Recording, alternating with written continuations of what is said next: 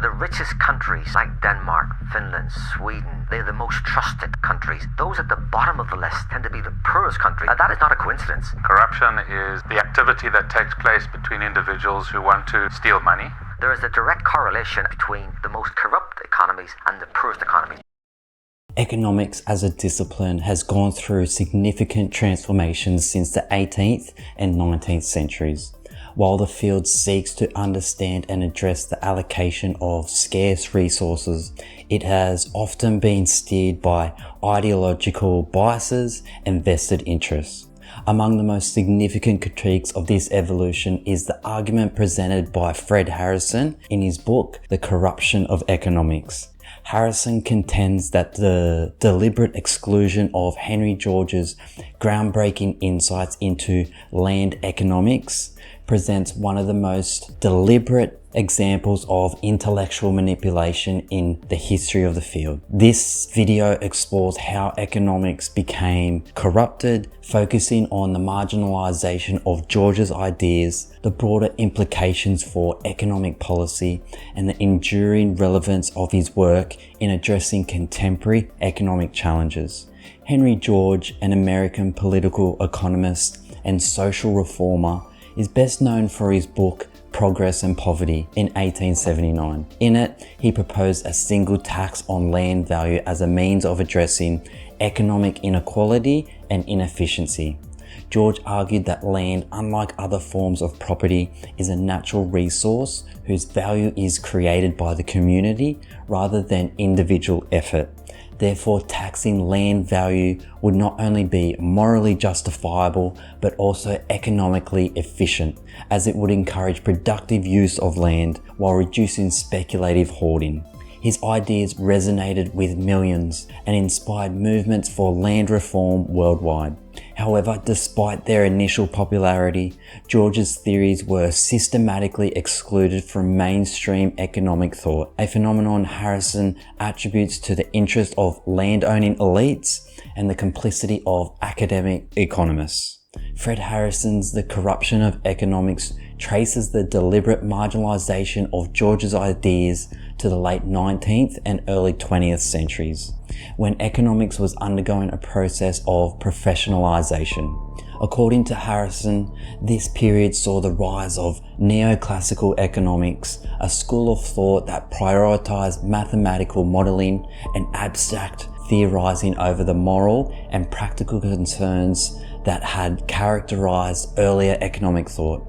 Central to neoclassical economics was the conflation of land with capital, a conceptual sleight of hand that obscured the unique characteristics of land as a factor of production. By treating land as indistinguishable from other forms of property, neoclassical economists effectively erased the rationale for George's land value tax. Harrison argues that the shift was not an organic evolution of economic thought, but a calculated effort to protect the interests of landowners, who stood to lose if George's proposals were implemented. The corruption of economics, as Harrison describes it, was facilitated by the institutionalization of the discipline within universities. The newly established departments of economics relied heavily on funding from wealthy donors, many of whom were landowners or had interest in land speculation. These donors exerted influence over the direction of economic research and the selection of faculty, ensuring that George's ideas were sidelined. Prominent economists like Alfred Marshall and John Bates Clark played key roles in this process, promoting theories that aligned with the interests of the land-owning class while dismissing George's work as simplistic or unscientific. Clark in particular is criticized by Harrison for his role in conflating land with capital, a conceptual framework that became a cornerstone of neoclassical economics. The exclusion of George's idea had profound implications for economic policy and theory. By ignoring the unique role of land in the economy, neoclassical economics failed to address the structural inequalities that George had identified. The rise of speculative land markets, urban sprawl, and housing crisis can all be traced to this intellectual blind spot. Also, the focus on marginal utility and market equilibrium diverted attention from the broader social and ethical questions that had been central to George's work. As a result, economics became increasingly detached from the realities of economic life, prioritizing abstract models over practical solutions to social problems. The marginalization of George's ideas also reflects broader patterns of power and influence in the history of economic thought. As scholars like Michael Hudson and Mason Gaffney have argued, the development of economics has often been shaped by the interests of powerful elites, who use the discipline to legitimize their control over resources. Hudson in particular has highlighted the ways in which land and rent have been systematically excluded from economic analysis, a process he describes as economic amnesia.